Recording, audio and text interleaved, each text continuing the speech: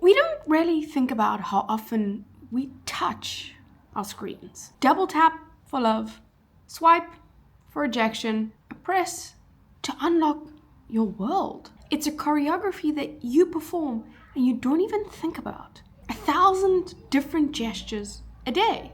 But what if the movements that used to mean affection, like stroking, that was a weird stroke, Bianca, pinching or holding, have slowly been repurposed for glass or with glass?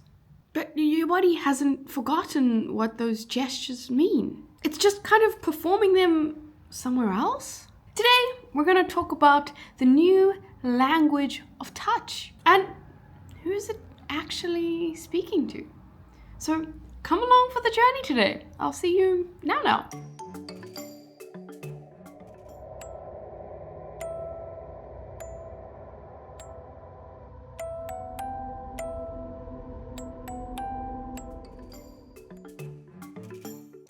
We're constantly touching our phone, scrolling, tapping, unlocking. Each motion is simple, repetitive, and we don't even notice that we do it. They feel like habits, but they're a form of communication nowadays.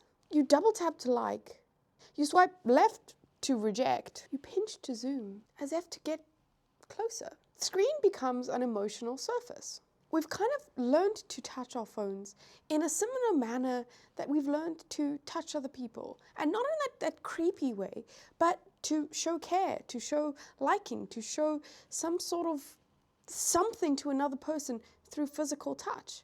Same thing is happening here with our phones.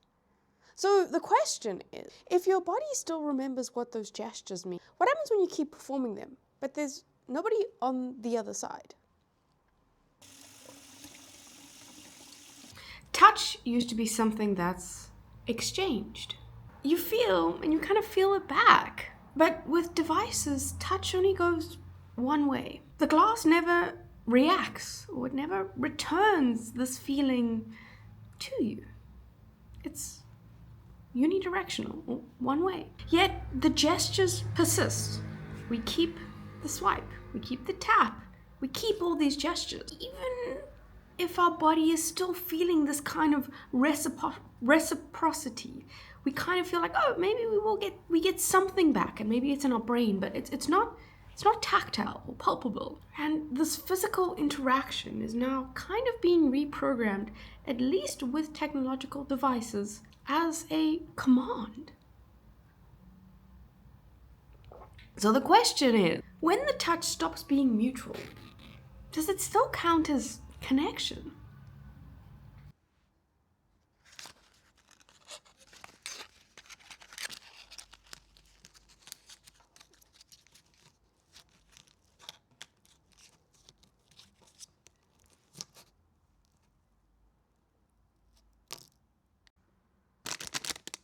Over time, your body learns a new logic, that touch equals control.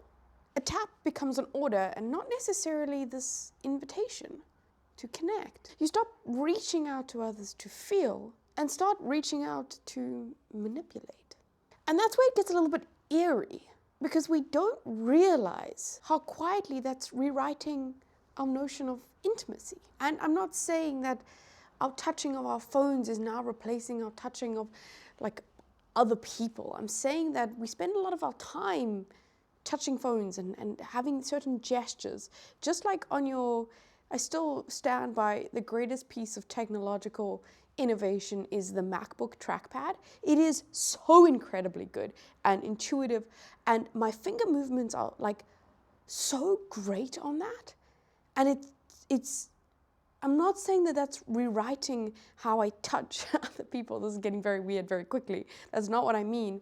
I'm just saying that we don't realize how much we are touching and how much of these gestures infer certain things.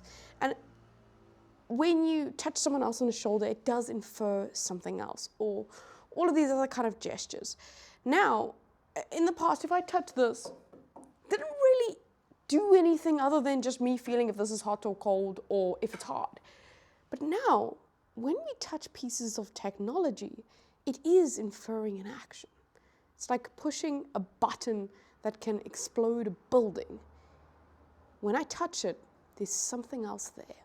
So it begs the question, if touch becomes about control, what happens to tenderness? Because tenderness was a big part of touching. Seems like we've lost that. At least, it's not necessarily associated with the touch on technology.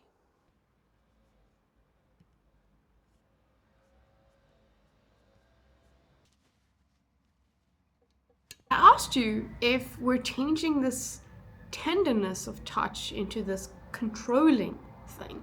And maybe, and just maybe, this is why we're living in a society where touch, like actual physical touch with other humans, feels a lot rarer. And it's harder to give, but also harder to receive. We've practiced this precision of all these movements on our phone, but not this presence with another and this touch that you put your hand on your shoulder with another when they're feeling sad and you know the appropriate moment to do it. Most of the time you don't think about it. And I think we're starting in society to actively think, oh, can I put my hand on this person? In some cases, disclaimer, very important, we should be thinking about it and there should be consent. But in others, and I think you know what I'm talking about, it's just this natural tenderness and care for another. And this warmth that we used to exchange now ends at this like surface of a screen. And I guess again, it's the quiet cost of convenience. Anyway, I'm gonna have my dinner. It's here. I'm not too excited about it, but the veggies were going a bit frot, as we say in South Africa, in my fridge. So we needed to make some stir fry. So I'm gonna eat that. And yeah, I'll see you later.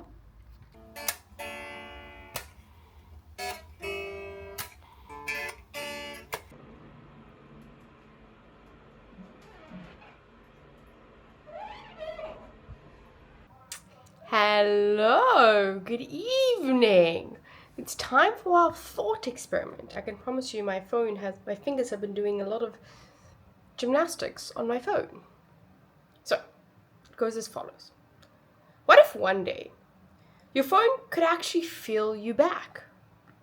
Warmth, pressure, heartbeat, and all. And I'm not talking about that like FaceTime iMessage function that Apple has that sends vibration. Albeit cool, that's not what I mean. What I do mean is that if it could feel back, would that make the gesture more real? Or finally reveal what we lost? So I'm kind of saying that we're dancing with the algorithm here. Whenever I swiping up and down and all of the stuff on this phone here. What happens if the AI behind it starts to understand what feeling is? What will we be manipulating in the background? How will it feel? Creepy world. But we'll check back in on this exact comment. 3 years' time, I think. You might understand what feeling might be. But anyway, I will see you guys tomorrow.